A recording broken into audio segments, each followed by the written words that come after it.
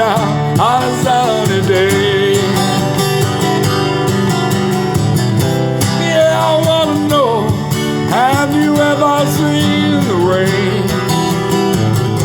Yeah, I wanna know, have you ever seen the rain coming down on a sunny day?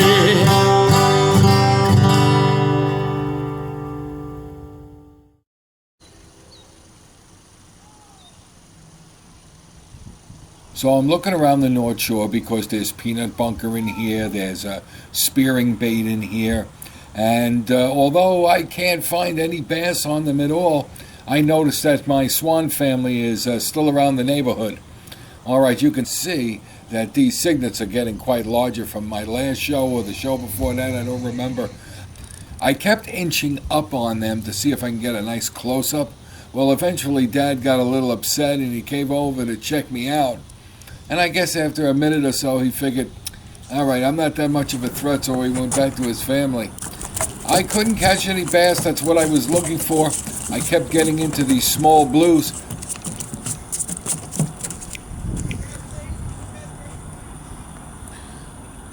Still got these small blues around. I don't know, 12, 14 inches.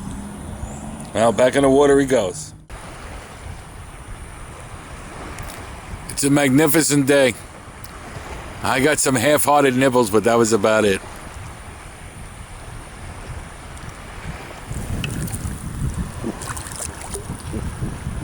Now, as I was taking pictures of the beautiful clouds and the landscape, my rod was just dangling behind me with that little lead head and gulp.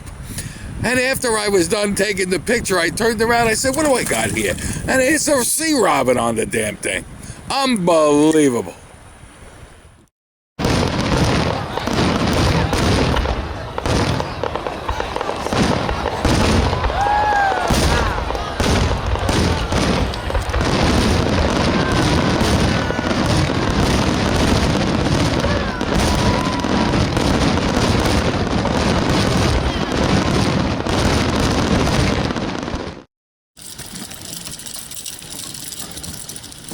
I keep saying to myself that there's got to be a nice-sized bass somewhere within these small blues. But so far, never. Just these small blues.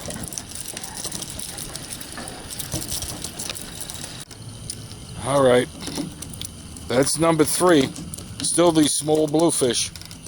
Hopefully there's a big bass in there waiting for me somewhere, somehow, when I least expect it. Someone will walk up to me and say, smile, you're on candid camera. What you're looking at, of course, is my swimming plug lure on top and a regurgitated peanut bunker below it.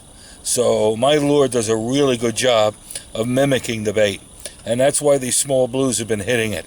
I keep hoping for some big bass, but doesn't happen.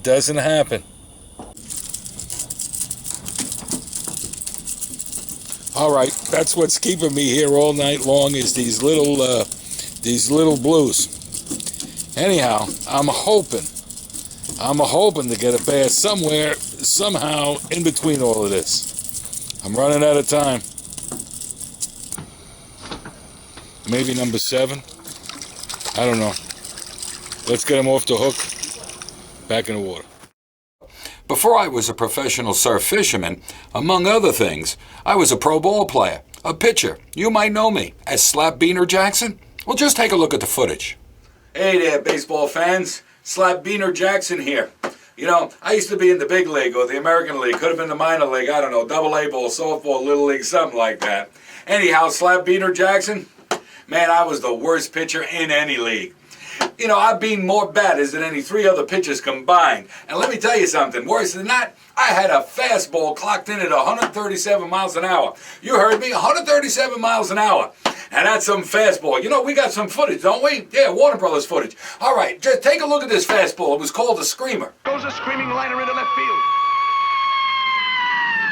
Well, you know, that screamer was a hell of a pitch. I'll tell you something, when I had it and when I threw it right, oh, it was tough on catches. Tough, tough. Well, take a look at the footage.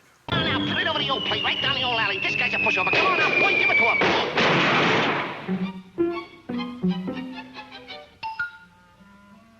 That's the old pepper, boy. That's the old pitching. That's putting it over the old plate, boy.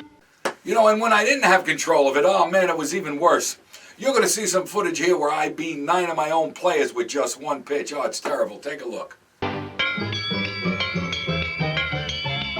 So needless to say, folks, you know, I had to give it all up. I couldn't continue with baseball for the safety of the other players. So maybe you'll see me once in a while on those Topps reissues. You look for Slap Bean or Jackson.